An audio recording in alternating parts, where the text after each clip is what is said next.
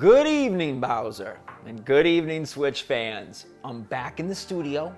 My editor still ain't got internet, but the show must go on no matter what time it may be. Plus, I got a new mug to show off. This one's real special to me. Just came out at Disneyland where I hung out with my friend Nintendo. Anyhow, what's going on, everybody? It's Zach from SwitchForce. Hope you're all having a wonderful day. Let's all take a moment, raise your hands in the air like you just don't care, and send some good internet energy to Gabe so that his internet comes back, so that he can edit these videos, and so that his life can resume.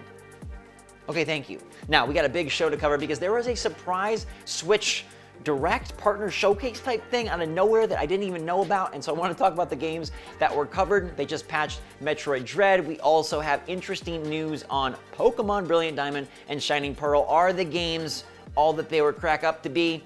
We'll talk. Also a surprise demo for an upcoming first-party game. It's so fun that Nintendo is back on this demo train. I love being the conductor of free stuff on the eShop, free chances to check out games before you have to plop down your big earned bucks. So it's gonna be a fantastic show. Make sure to hit that like button if you enjoy GMM, and let me know your take on today's topics in the comments down below. Let's kick it off with a little PSA. Nintendo is offering free trials for Nintendo Switch Online, 7 days of online goodness if you aren't subscribed. And the best part is, if you've already cashed in a free trial, they're letting you cash this one in again. So if you are not a part of the NSO community, if you're suspicious of what it has to offer, you're very right to be suspicious, but you can get 7 days for free. So if you just want to get in for some like Mario Party Superstars multiplayer action, or enjoy Happy Home Paradise and Animal Crossing, now is a good time. That trial is available even if you've already had one before. Speaking of the before times, Pokemon Brilliant Diamond and Shining Pearl are out in just a few days, and the review scores are in.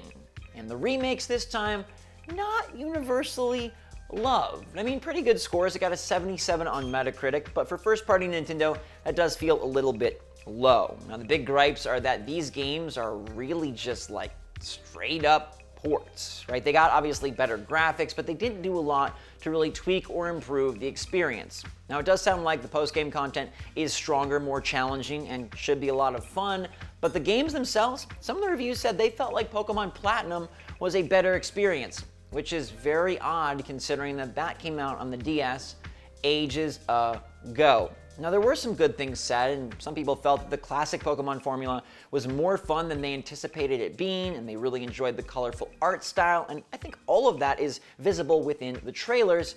But with Pokemon Legends Arceus on the horizon, with the Let's Go games being a nice twist on an old classic, it does feel like Brilliant Diamond and Shining Pearl may be the most mundane of what we've seen from Pokemon here on Nintendo Switch. So it's not going to win any awards, but it still will probably sell millions of copies. Let me know in the comments down below if, despite like the not so glowing reviews, are you still pumped to pick up Shining Pearl or Brilliant Diamond? It comes out on Friday, and I feel like a ton of people are still gonna pick it up because it says Pokemon on the front. Let me know if you're gonna be one of them in the comments down below.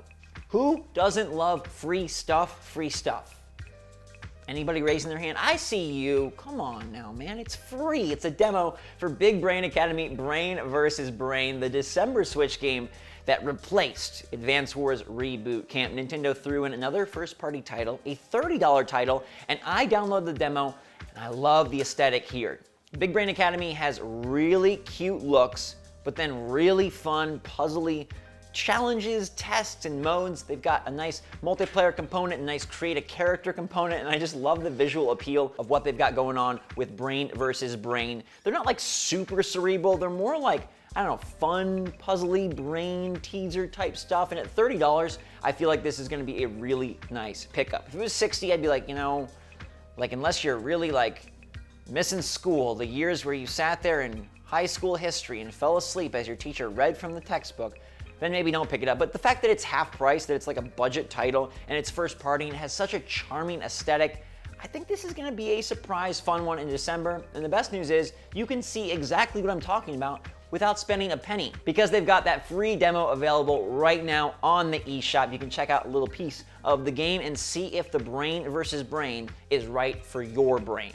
All right, I know I'm kind of betraying the Good Morning Mario mug, but look how cool this is. It's this purple and gold themed Disneyland mug with all these great icons from the park. I don't know if any of you have been there or like it, but Mr. Toad chilling up there. We got the evil guy from Haunted Mansion, the monorail, the trash can.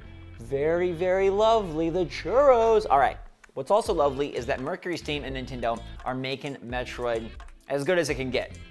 Unless you're a speedrunner, because they just dropped a new patch. It's version 1.0.3. And no, this is not the patch that brings Brewster to Metroid Dread. This is the patch, though, that fixes some invincibility issue.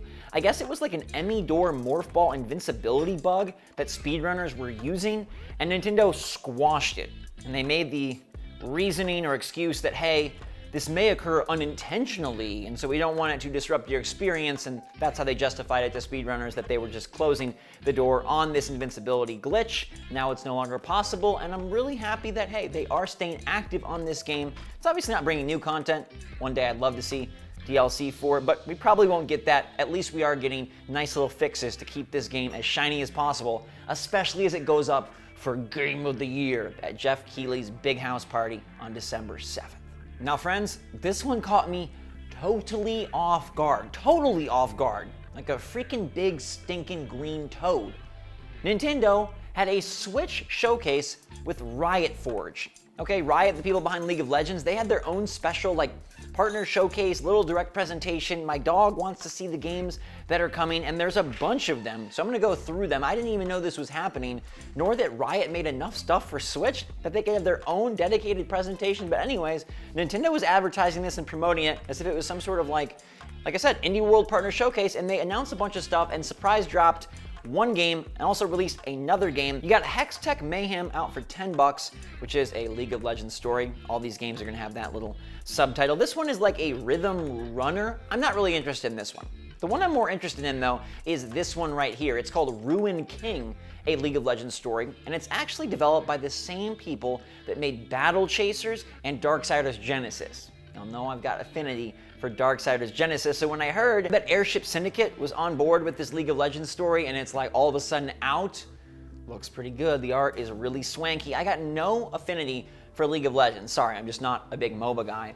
But the game, it could be great on its own accord, and the fact that it's surprise drop is pretty sweet. Now, this is a $30 title, which could be off-putting or maybe on-putting, because you know there's a lot of meat and potatoes right there. And they did a great job with Battle Chasers as a turn-based RPG, and that's exactly what this game is. There's some story emphasis, some pretty environments, some really nice-looking characters, and then turn-based battles for you all to eat up. And I think they're trying to really show appeal, whether you are a League of Legends fan or not, by using a developer like Airship Syndicate, that hey, these games are good, or in theory should be good, that they put time and energy into them so you can enjoy whether you're a fan of the franchise or not. So those two League of Legends stories are out right now on Switch, and then they announced Convergence coming in 2022, which is like an action platformer runner rewind game. Gave me some like Katana Zero vibes, but more on like the movement and less on the combat. Really nice art style. Really looking forward to see if this one can capture some solid review scores. And then they also have Song of Nunu, which is a single player adventure featuring an emotional tale of a girl and her Yeti.